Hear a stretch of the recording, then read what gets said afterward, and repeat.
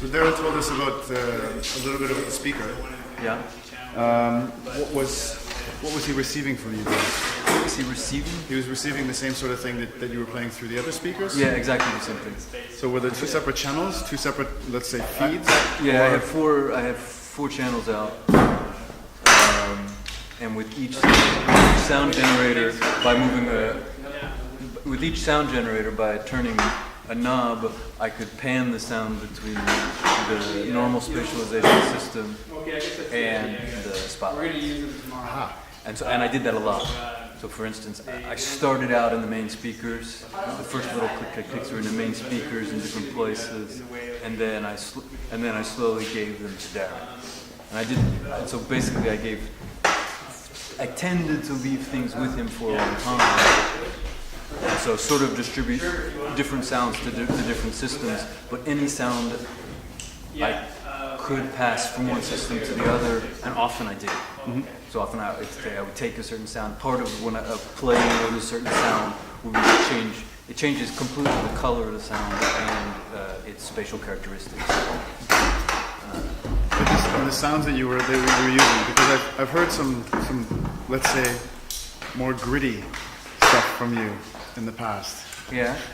But does the type of material that you were generated, does that have anything to do with the fact that you're only working with these high frequencies? Is there some sort of link between the type of material and the frequencies? There is a link between it. Actually, I developed the thing that the instrument, let's say, that I was playing is developed out of two different earlier projects. One of which was a thing that made clicks, and the other that I played in an ensemble, and another was actually a development of the patch that made, you could really say gritty,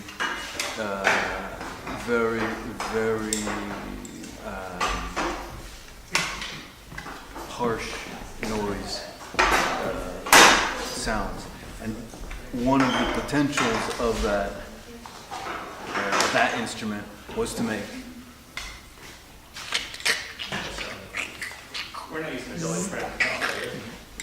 little sounds like that. So I basically developed that instrument in that direction.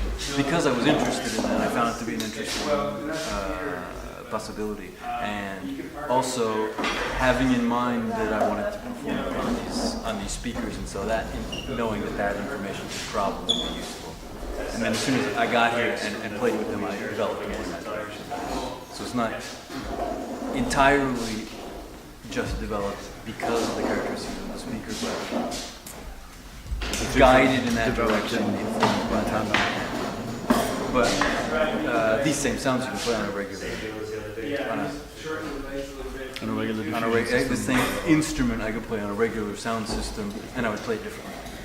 I wouldn't say so much in the high frequencies, but also move into lower frequencies. And a lot of these on a big system, they can be very aggressive because they're extremely present, and they have actually a very high level. That was a high level.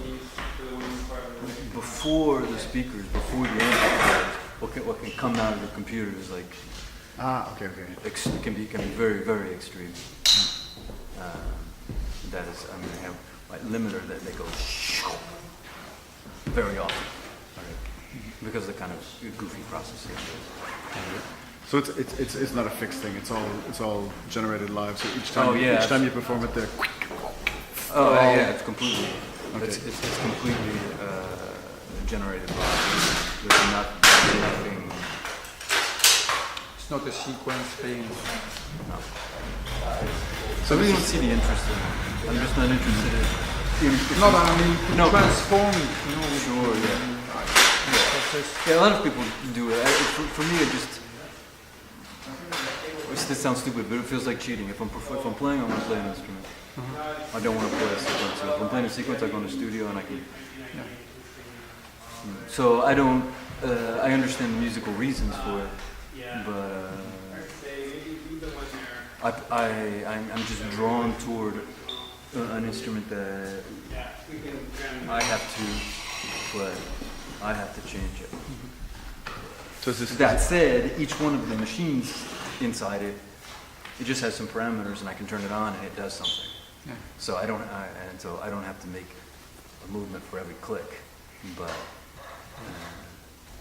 if I want it to change its behavior, I have to change its parameters. And so yeah, it will be absolutely completely different every time, because also what suggests itself to me, how to change this voice or that voice, how to make it evolve, that depends on what's going on, what state it happens to be in, and what else is going on. so here's the devil's advocate question. Yeah, Can you get- somebody else play this piece? No. Why?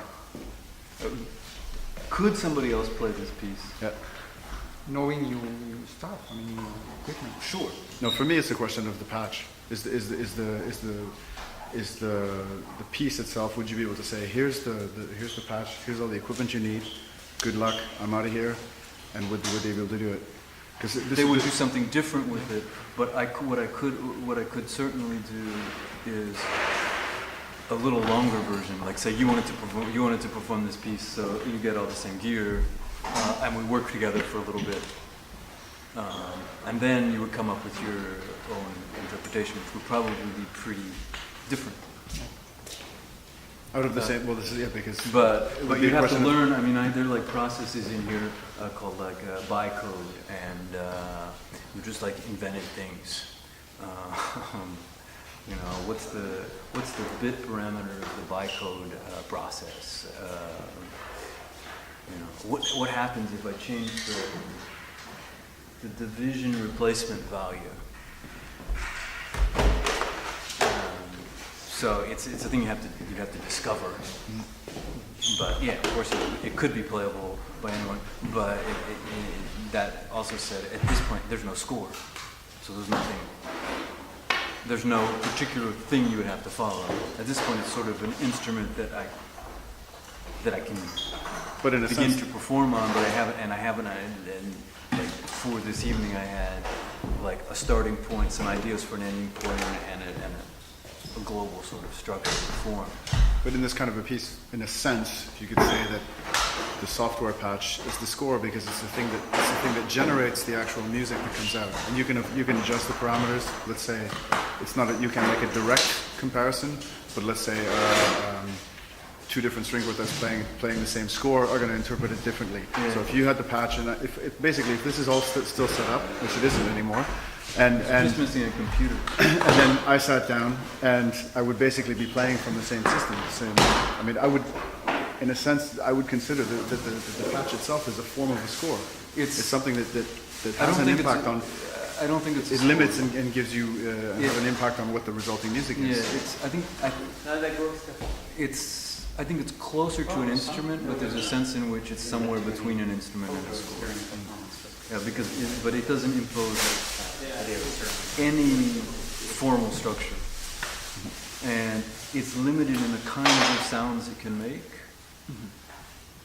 because I limited it, because those were among the possibilities. But you can make it do a lot of things that I didn't do for each of the, because it wasn't appropriate. And so it doesn't impose that, in a sense, the instrument that is the setup doesn't impose that you would play this piece.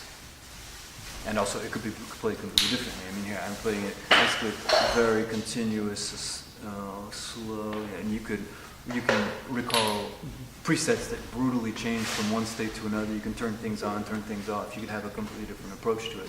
And I don't think that it will be called the same piece. Although at this point,